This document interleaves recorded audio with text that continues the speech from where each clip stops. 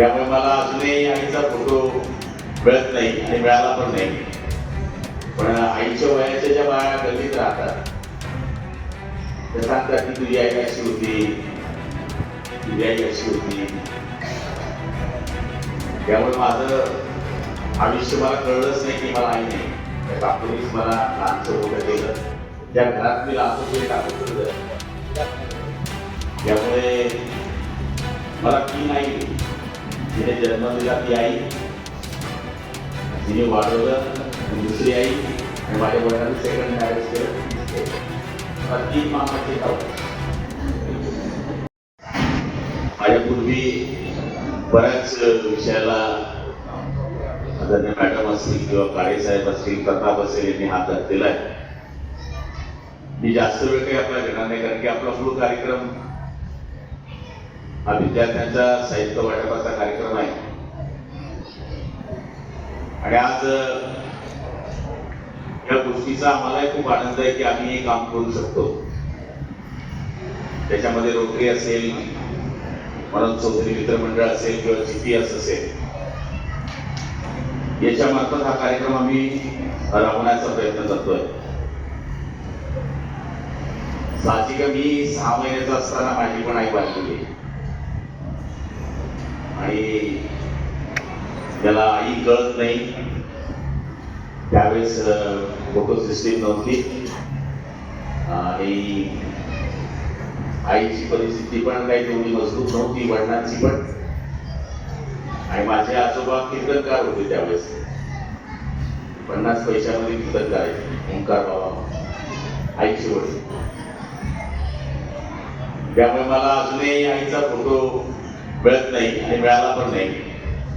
पण आईच्या वयाच्या ज्या बाया गल्लीत राहतात त्या सांगतात की तुझी आई अशी होती, तुझी आई अशी होती.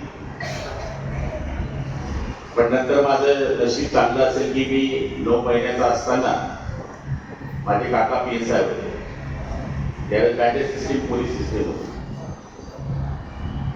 त्यावेळेस आमची काकू जी होती, काकू म्हणजे हा मुलगा याला आईचं दूध नाही, हा वाचणार नाही. तर मला काकूनीच जवळ केलं. काकूलाही 2 मुलं होती, 2 मुली होत्या आणि मी 5वा. त्यामुळे माझं आयुष्य मला कळलंच नाही की मला आई नाही. त्या काकूनीच मला लहानचं मोठं केलं. ज्या घरात मी राहतो ते टाकून ठेवलं.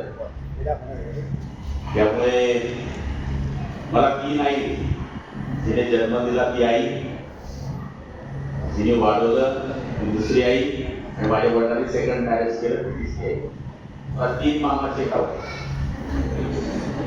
एक मामाचं गाव आहे बोरखेडा, तिथे माझा जन्म झाला. एक मामाचं गाव जिथे मला आईने मोठं केलं, हे मामाचं गाव आहे पाटसरा, तालुका अमळनेर. आणि ती माझी सेकंड आई होती, तिचं माहेर होतं गाडोदा, तालुका जळगाव. मला 12 मावशी आहेत. आलं लक्षात? मला 12 मावशी आहेत. आम्ही 17 मावस भाऊ आणि 23 मावस बहिणी. इतके जरी बोलवले तर मला कोणत्याही पाहुण्यांना बोलवण्याची गरज नाही. त्यांची मुलं, त्यांच्या मुली भरपूर आहेत. पण मला त्यावेळेसही माझ्याबरोबर मी थिएटरमध्ये जायचो तर 4 पोलीस असायचे. त्यावेळेस PSI म्हणजे फार मोठा रुबाब कार्यक्रम होता. एका तालुक्याला PSI हेच गोष्टी नव्हत्या. आणि माझं जीवन खूप सुंदर गेलं. पण ज्या वेळेस असे प्रसंग येतात, जरी मी आमदार होतो तरी प्रताप जिल्हा परिषदच्या शाळेतच होता, बिंदू सुद्धा जिल्हा परिषदच्या शाळेतच होतो. फक्त हा लहान जो होता याला आम्ही बोलकेवाडी टाकलो KG ला. नंतर तो मान स्कूलला शिकला, नंतर तो इंजिनियर झाला. पण आमचा जो टच आहे तो पहिलेपासून गरिबी वाढल्यामुळे आमच्या लक्षात राहतं की आपण हे काम केलं पाहिजे.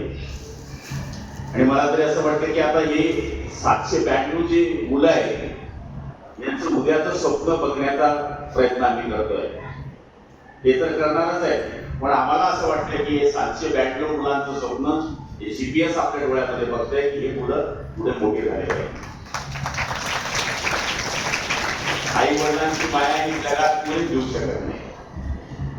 म्हणजे मला आठवतं की ज्यावेळेस मला पोलिसांनी पकडलं आणि मला जेलमध्ये जायचं होतं तेव्हा मी आईला सांगून गेलो होतो आजच्या दिवशी सकाळी म्हणून मी आता जातो, मला पकड वॉरंट होता तेव्हा एक केसमध्ये, सगळ्याला माहिती आहे. सकाळी मला पकडलं आणि संध्याकाळी 1 वाजली. आपल्या सगळ्या जिल्ह्याला माहिती आहे.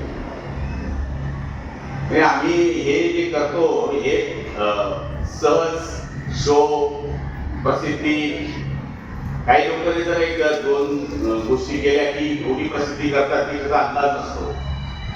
पण आम्ही जे करतो हे आमच्यावरही बरेच प्रसंग असे आयुष्यात आलेले आहेत की ते करण्याचा प्रयत्न करत असतो.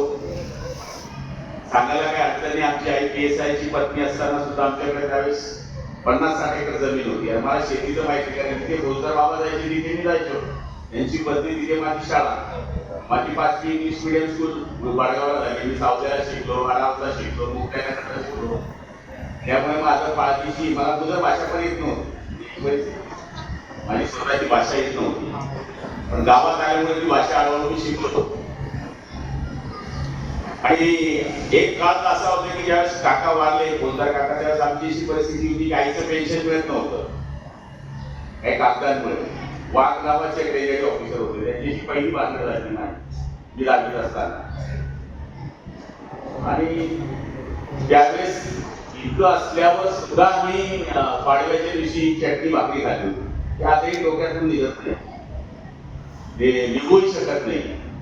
त्यामुळे मी नेहमी आपल्या कार्यकर्त्यांना, कुटुंबियांना, स्वकीयांना, मित्रांना, नातेवाईकांना एकच सांगत असतो की जीवनामध्ये कितीही आलं तर गर्व अंगाशी येऊ देऊ नका, बाकी सगळं आपल्या मागे उभं.